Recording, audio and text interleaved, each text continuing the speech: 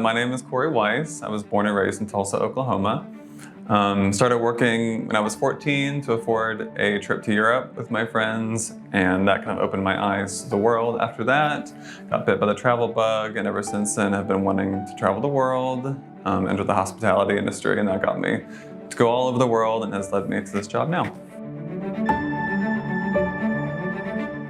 So pride to me is just being completely outspoken about celebrating the fact that love will always win, and embracing the unique identity that we all have. I think in a world where we're all trying to be sort of one person or one type of person, life is too short to just be one type of person. So embracing every single weird and crazy, part about yourself. Yeah, of course. So me and my boyfriend, we love to travel together. Been to several countries together, and there is always that safety question.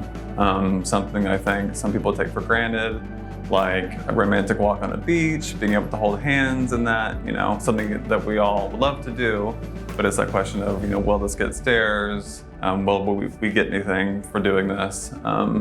So it's asking yourself like that, even checking into hotels, something like that. But again, it's using that privilege that we've had to not have those experiences to speak out for people who have, and they do constantly. So living in San Francisco, you always go to Pride. Everyone in the city goes to Pride. It's wonderful, once in a lifetime thing to see. And I went to Tulsa Pride when I was there. It's very small, but growing every year. And I think this year I'll get to experience my first San Diego Pride. Very excited. Friendliest, I would say, every country in Southeast Asia, essentially. The people there are so incredibly warm. Thailand is particularly welcoming. Greece, Spain, a lot of Europe, Mexico. The people make a destination, and those people in those countries just will capture your heart from the get-go. So destinations, I would particularly say Mexico, Brazil, Greece, Spain, Australia, California, any big city really. And I would encourage people to not shy away from destinations that they would say are unwelcoming. A lot of these countries will embrace any sort of tourist, and I think it's important to be exposed to that, to be honest. But there's a lot of countries, like I mentioned, that are particularly friendly. Number one, I would say, is safety. Do your research beforehand. There's a lot of good resources online, actually, for people in that community wanting to travel. It's less about where you don't want to go or shouldn't go, as it is supporting businesses and companies that support LGBTQ communities. And there's a lot of websites pointing you in that right direction. But of course, like I said, safety, and then anything a couple would consider, like privacy. Do you want social connections, social outlets to meet other people, things like that. We have wonderful teams on the ground who specialize in this, and we have a great relationship with them.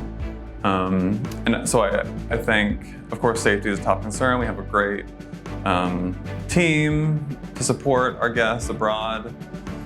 But it's talking to a travel consultant, I think, that can steer you in the right direction. Our job is to go see the good, the bad, and the ugly of these destinations, essentially, so you don't have to. And we've been to these places. There's nothing like speaking to a person who's just been. So I would always recommend speaking to a travel consultant.